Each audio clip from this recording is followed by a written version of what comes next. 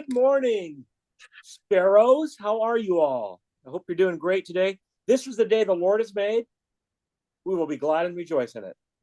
Another Wednesday together, another gift from God to be together.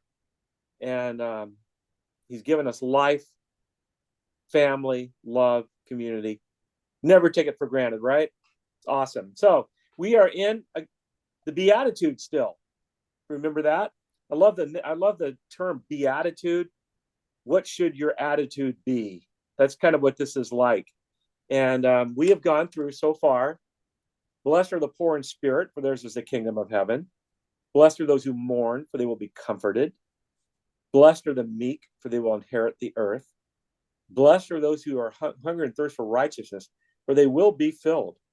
Now we're going to get through two new Beatitudes. Remember, the word blessed means happy. So Jesus is telling us, if you want to be happy in life, here's how. And each statement, remember, it has a statement of kind of what you should be and a promise of what happens when you are. Same thing here. Here's the first one for today. Blessed are the merciful. Now, the word mercy, I don't know what you think of when you hear the word mercy. Sometimes it's someone going, they're about to get punished, or someone is about to harm them, and they have mercy on me. Mercy, don't harm me. And so mercy, it has two things to it. It's the quality of when someone has hurt you and deserves to get punished, and you don't. It's like taking a test and you get an F, and the teacher has mercy on you and gives you an A.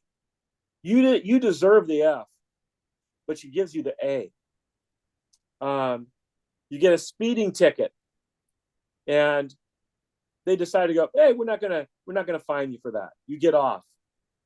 There's no reason for you to get off. You should be punished, but instead, mercy is given to you. Well, that is exactly what Jesus does for us, right?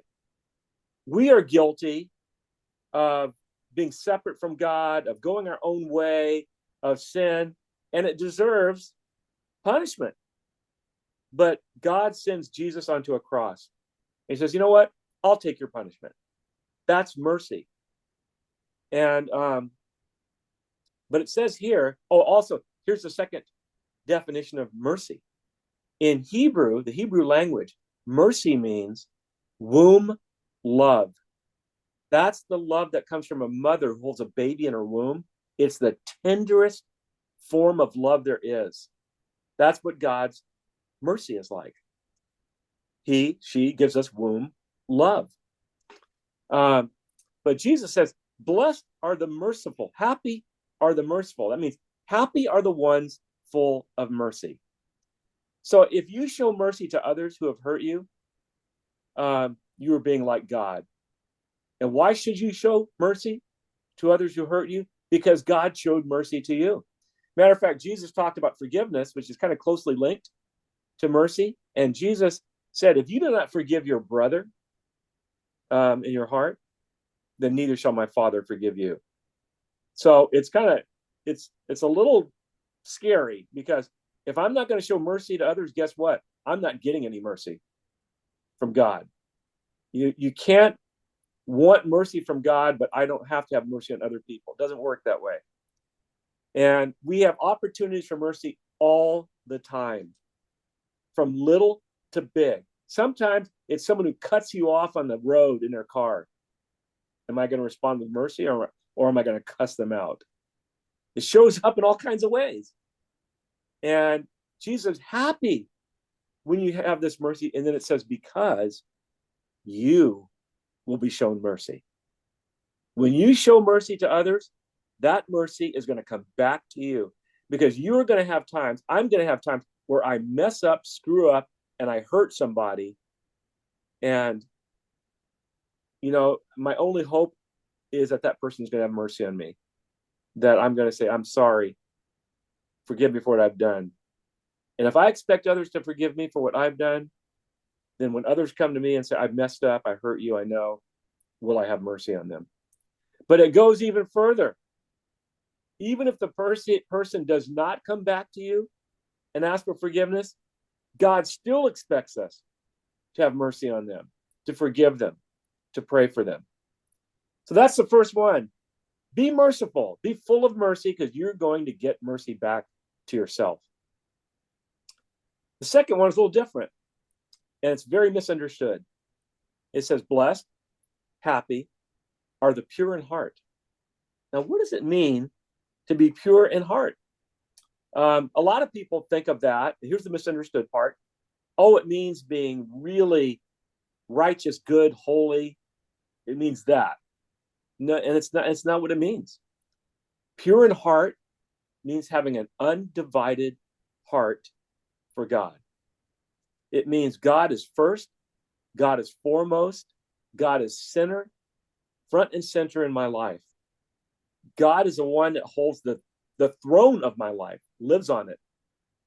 And when I let God be first in my life that way, it's got an incredible promise.